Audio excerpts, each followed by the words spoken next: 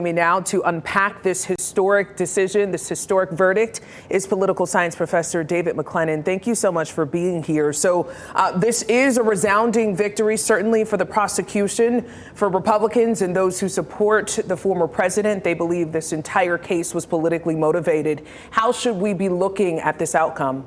Well, I think depending on where you sit, I think for the average American, they look at a jury trial made up of, jury by peers. This is a legitimate trial with a legitimate outcome. We're going to hear political spin from President Trump and his surrogates.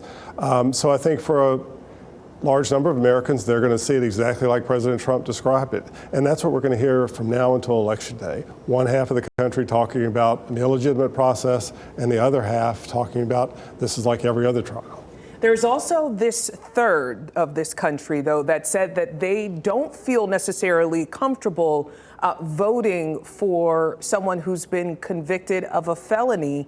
How much do you think that's going to play a role in this upcoming election? I think it's going to play a major role because we know this is going to be a very tight election. It doesn't take but a shift of a couple of percentage points.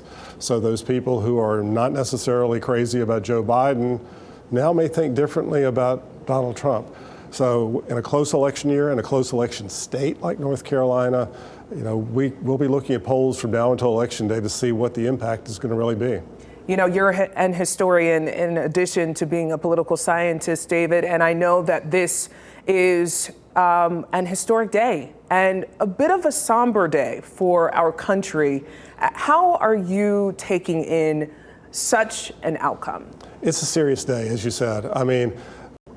In 235 years of American history, we've never had a former president, put on trial, and we saw that for the first time, or convicted.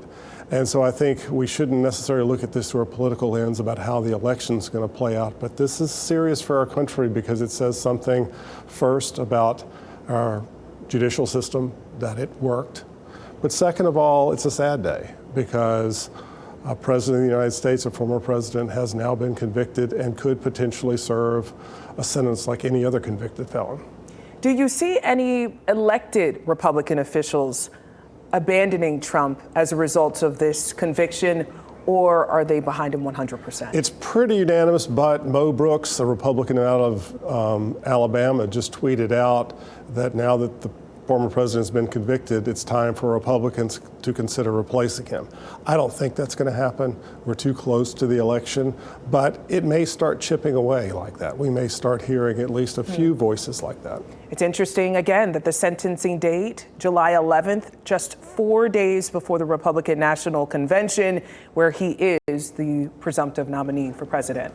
It was going to be wild to begin with, but now with sentencing just a few days before the convention starts, it's hard to even imagine what the convention will be like, both with Trump supporters and how riled up they'll be, and also protesters who are protesting against former President Trump.